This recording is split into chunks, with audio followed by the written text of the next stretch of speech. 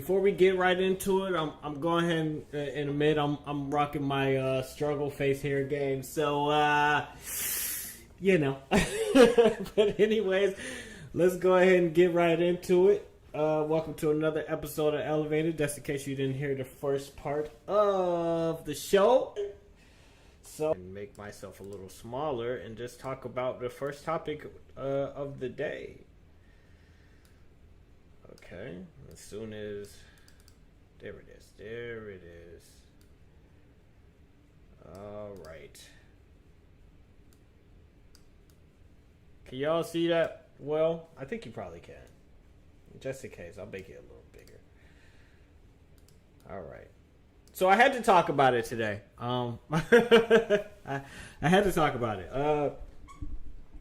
So if any of you people will pay attention to Twitter, and I don't know how many people really do or not, you'll learn that actually there was a little bit of a kerfuffle, if that's the word we're going with, kerfuffle. There was a bit of a kerfuffle in regards to the Tariq Nasheed versus Kevin Hart type of situation. Actually, let me go ahead and put this one a little bit bigger, and let me go ahead and make this. How do I bring that to the front? I'm not gonna worry about it because I ain't dealing with Streamlabs nonsense today. But yeah, so there was a bit of a but I'll just let you all read the shit. Basically, Tariq Nasheed has something to say about Kevin Hart. For those of you who don't know who Tariq Nasheed is, he has a huge platform. I mean, not just on YouTube, but he has a Hidden Color series. He has the 1804 series. That's the history in Haiti. He has a bunch of stuff. I mean, it's kind of black media. He's probably the person who's at the front, like easily. But as you can see, he has some critiques of the No F's Given special that Kevin Hart had. I don't know. It's interesting because, well, I'll just read it. It says, I like Kevin Hart, real cool guy, but his new Netflix stand-up special, Zero F's Given, was not funny. I had to just cut it off after 10 minutes. And then Kevin Hart responded, please remind me why your feedback should matter again. I think I've done pretty well for myself by doing this comedy that's not funny. Good luck to you and whatever it is that you do, though. Power to the people. I gotta be honest, too. And before full disclosure, actually, I'm before disclosure. I actually watched this special on Netflix. Ironically enough, I actually watched it because of Tariq Nasheed's tweet, because I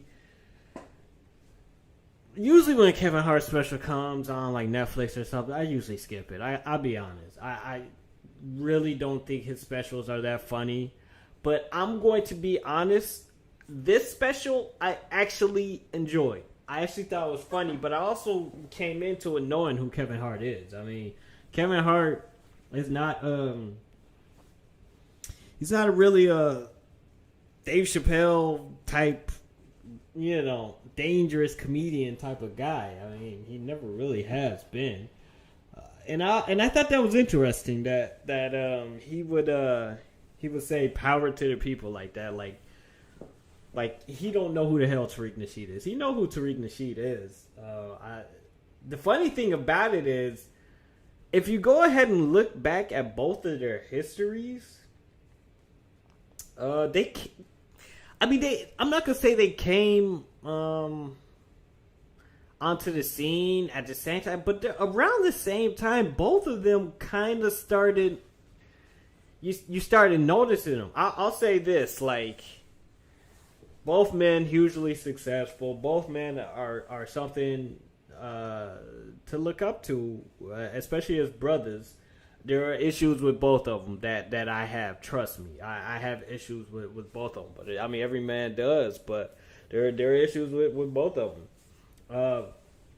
But I think they both do. You know, it's at least for the black community. You know, I think that they both do good. They both make money, which is good. But they do something. I would say they give black people something to aspire to. Tariq Nasheed on the independent game, and Kevin Hart on the hustling game, and putting your people on there. But they've both been around for a good amount of time. I mean, okay. Well, Tariq, I'll put it like this. I first noticed Tariq Nasheed when he would do those made episodes back in the day, which I always thought was hilarious. He would like make these nerdy ass like white boys into like players and shit. And I honestly, that's all I really knew him from. And then he did that thing with Michael Moore where he was like pretending to be a pimp, which was hilarious back in the day. And that was probably in the early 2000s, 2004, 2005. I believe I was still in high school, so yeah. But I didn't know who Tariq, was, Tariq, until probably around like 2015, 2014, when I started, going on my journey to consciousness, I'll be honest. But, you're going to run into Tariq Nasheed. You're going to run into Hidden Colors. You're going to run into, all the stuff he does. With Kevin Hart, it's more or less the same thing. I mean,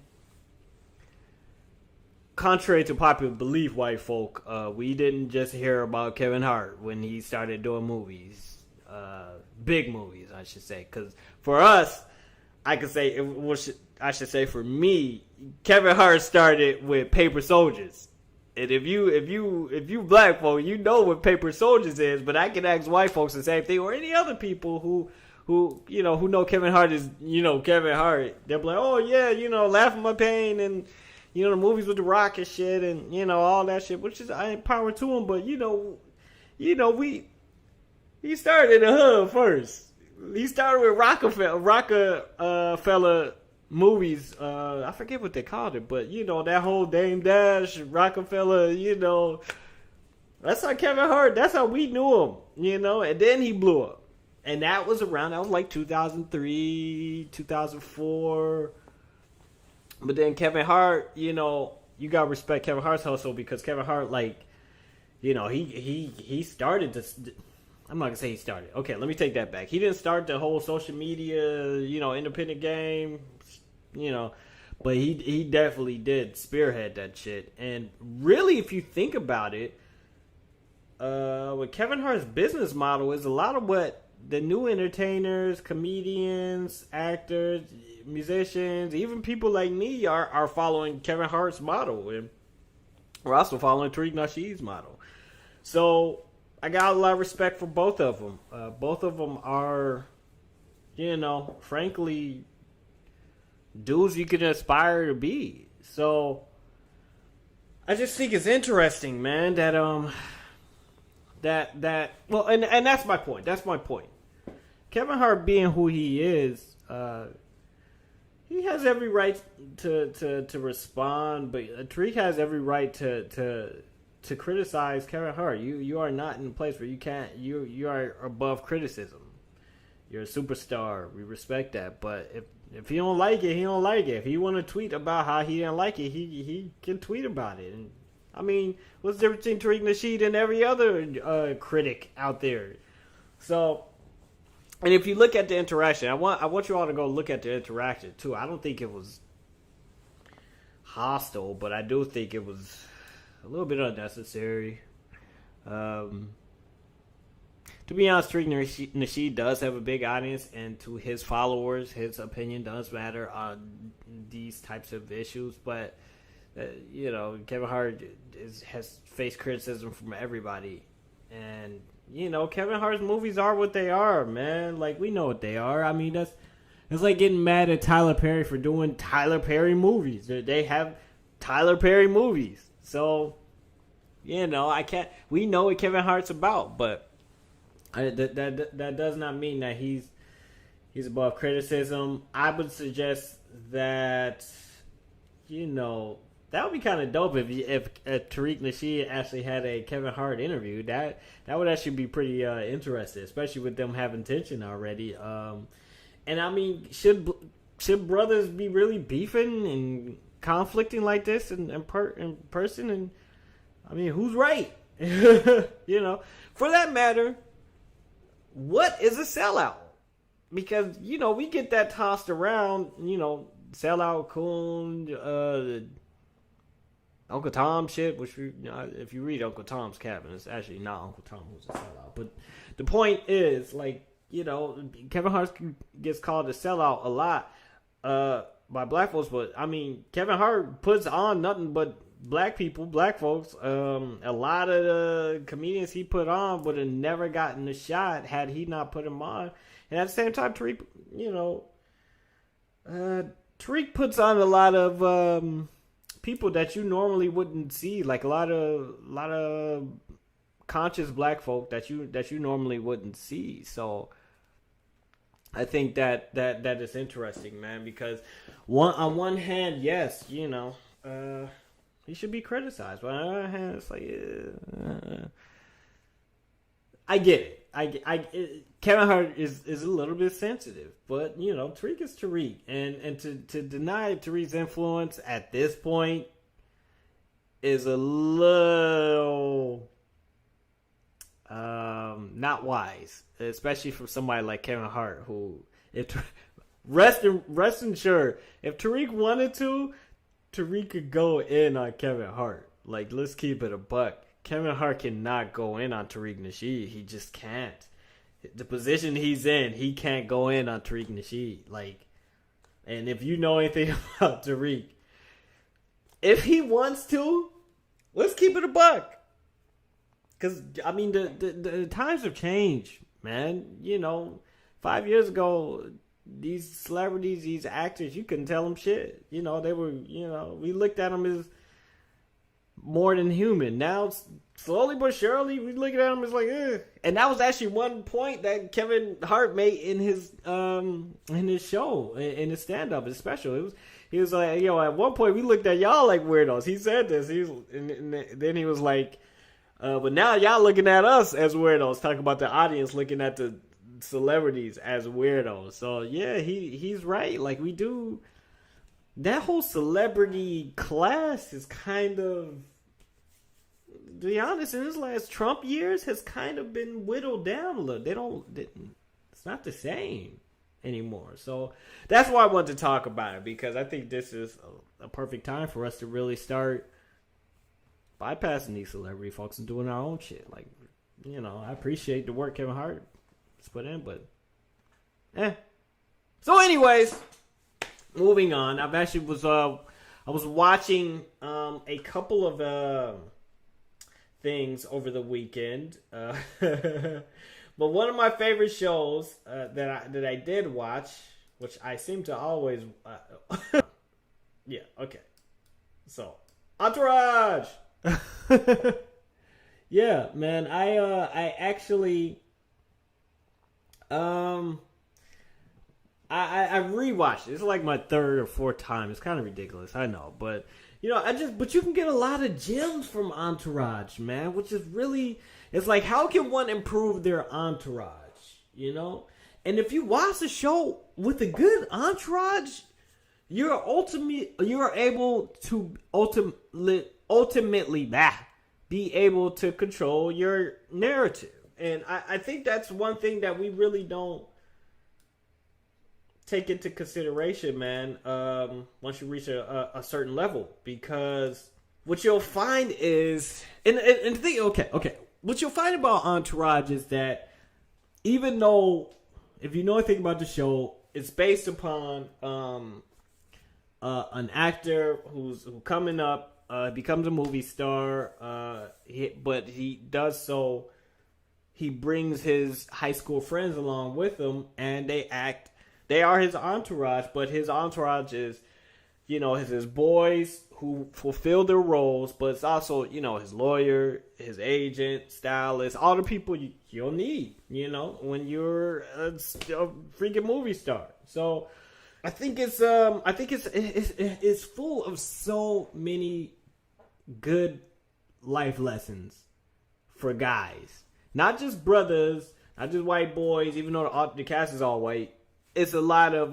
it's a similar premise to that show Ballers that came on a few years after. I'm pretty sure Mark Wahlberg again executive produced that shit too, but same principle. But it's full of like stuff you're gonna deal with when you're on the come up. You know what I mean? You gotta deal, especially if you got your stuff together, your money together, your career, your life, all that stuff. You're gonna be dealing with girls, groupie girls. You really are, like at a high level that you've never dealt with before, right? Like really hot girls. Okay, that's just one thing. You're gonna deal with ups and downs, careers, getting fired, hiring people, quitting jobs, and there's so much that you could really learn from this show. Like if people really sit down and move past all this stuff, it's like, man, you learn about building a business, starting on your own, and that's really why I was watching it. I mean, honestly, when you sit down, I mean, look, you really got to play to the strength of your entourage, right? So when everyone plays a role, for us, we all win. You know what I mean? So, like, let's take, for example, like, if you know anything about the show, the main character, Vincent Chase, he's a movie star, but he's actually not the main character of the show Entourage. It's actually the entire Entourage it's an ensemble cast, so he's not the main role. But he's a movie star, he plays it. But you have his homie who is his manager. He's known back in the day. He knows him well. That's why he works really well as his manager. And he's good at management. But his manager ain't college educated. He ain't, he's not an insider of Hollywood. He's just a dude that kind of got lucky. But he fit well into his role. And it kind of reminds me of LeBron James and his team. Dudes like Maverick Carter, dudes like, I forget the other guys, but LeBron's had his team since he was in high school. I know that's rare for most of us. Most of us are not going to keep track of our high school friends. We just not, because we just shit happens. But and they're lucky to still be with their friends and in friends doing business successfully long after high school. That's incredibly rare. So, but he also has his agent, who's a monster, bit of an asshole, but he's a monster. He is his monster. He is Vincent Chase's monster, right? But it just goes to show you, like, dudes who you don't think might not have a particular role that you can't see right now, if you give them time and you work with them and they are someone who's worth investing in, you might get a dude who you didn't think was shit. He could turn into a monster and kill the game for you, and he'll work for you. So I mean, it's just interesting, like that with an entourage. You have your everyone is playing their roles, and it's a beautiful thing to see when everything comes together, man. And it also shows you, like, yeah, business partnerships can also falter, man. At the end of the day, even though your entourage, they're your people, you love them, also don't be afraid to replace them motherfuckers. I mean, that's the truth. Friendships, relationships with women, family, Look, man, if they are a detriment to your progress, your product, for in the case of Entourage, the product is Vincent Chase. He is the product. He's the cash cow, and he knows it. But that's okay, because when you got it like that, when you're doing what you're supposed to do, you're going to be the cash cow. So you're going to have problems. You're going to have problems with money. You got to have old friends, old family member who you ain't talked to in however long, they gonna come up. Hey, how you doing? Can I borrow some money? Yeah, yeah. Can I? I need 10 G's. Wait, you need 10 G's for what? I got this business proposition. Okay, well, let me see your numbers then. How much money have you made this year? What's your profit margin? Are you hiring? Are you expanding? Oh, we're not doing that, but I just need the 10 G's. Okay, well, you got a location? What? No, I just need the 10 G's. I'm telling you, it happens. It happens, especially with dudes. You start making money and you start having success, man. It will happen, okay? And a lot of times, because of where we come from, we not gonna be used to it. We're not gonna be. I mean, if you're the breadwinner, and you ain't been a breadwinner your whole life, and then the time comes with somebody who you look up to asks you for some bread, you like, wait a second, what? I thought you was doing. You ain't never asked me for nothing, never disrespecting me. Now that I'm successful, you pull this shit, Jay-Z. So, I think Entourage has a lot of gems, man. And I can't lie. Every time I watch it again, a lot of times I'm just bored. I'm like, let me watch it. And I find something new. Like, especially with me being an actor, especially with me, I plan on doing more acting. But, being in that industry, now that I'm in the entertainment industry, I mean, your Entourage is important, man. You gotta be able to control your narrative, and you gotta be able to control your entourage. So I think that's a good show for people to watch. But we are moving on. Yes? But I want to talk about Entourage too, because I also want to touch on, of course, the realities of level up culture. Level up culture. The reality, man. The reality is not everyone is ready or willing to get into leveling up. What do I mean? Well, to level up, you have to make sacrifices. Huge sacrifices. Sacrificing your time, money, energy, and most important, people. Yeah. People are going to be your most important investment. Period. So when I hear this, we leveling up, leveling up, I don't know. I get a little I guess turned off, because it's like, why? Do you know what leveling up actually entails? Because I don't think most people actually do. I think that most people think that leveling up is just getting like a better job, or like getting a better salary or something like that. I think that most people assume that leveling up is, making yourself feel better at night. Why is this thing? Yeah, no. So, leveling up, man. It's something that I think a lot of people just think it's just like, it's like more money. No, it's a change in lifestyle. Most times, leveling up is a change in lifestyle, and most people ain't ready to do that. That's why when you do level up, quote unquote, you gonna have to leave some motherfuckers behind. Okay? Leveling up ain't for everybody, man. Leveling up is not for everyone. Okay? And it's not your job to level up everyone else. Period. So that's the worst, though. Isn't it?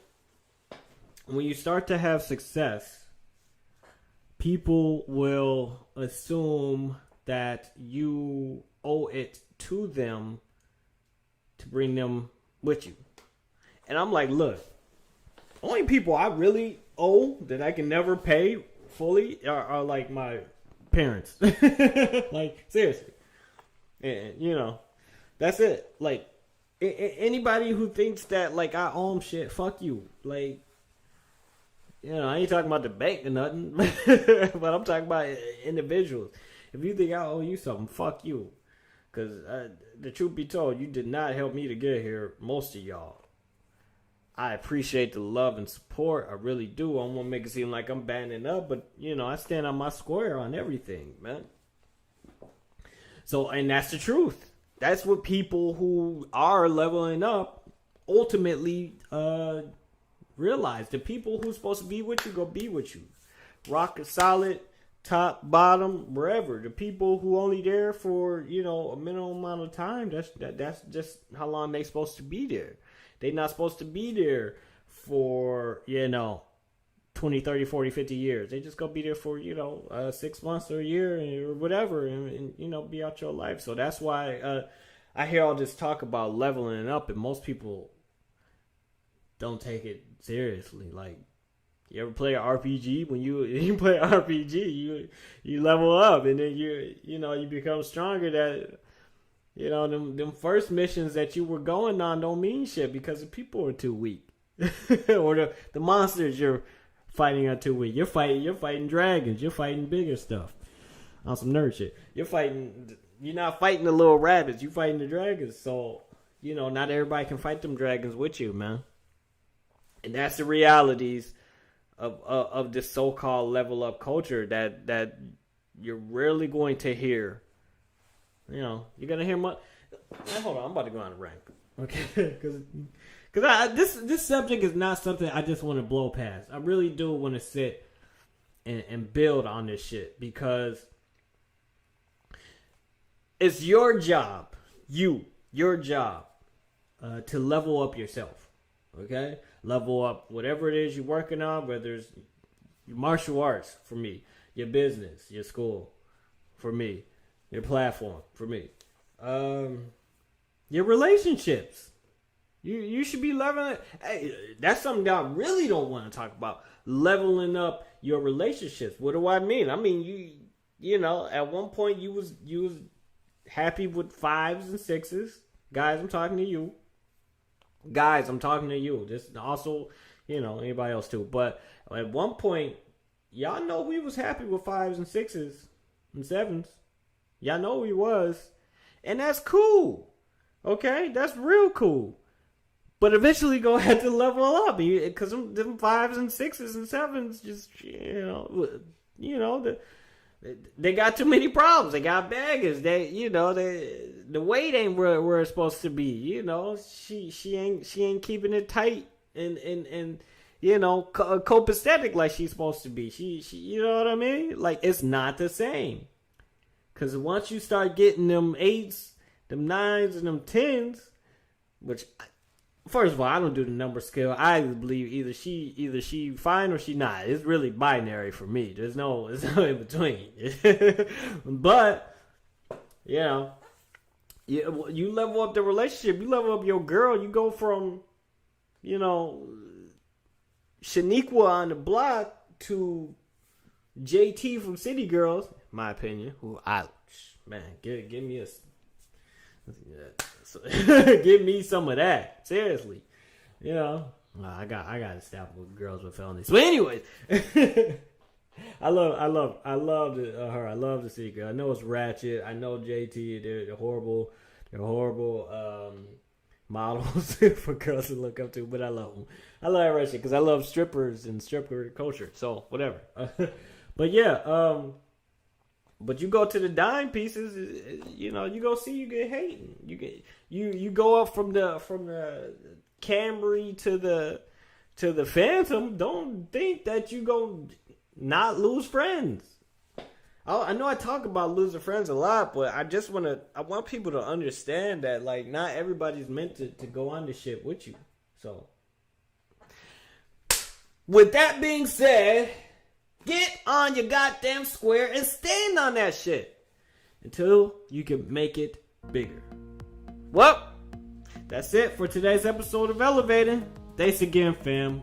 Of course, like, share, subscribe if you like my content that I am bringing. Thank you so much for watching this episode of Elevated. That's it.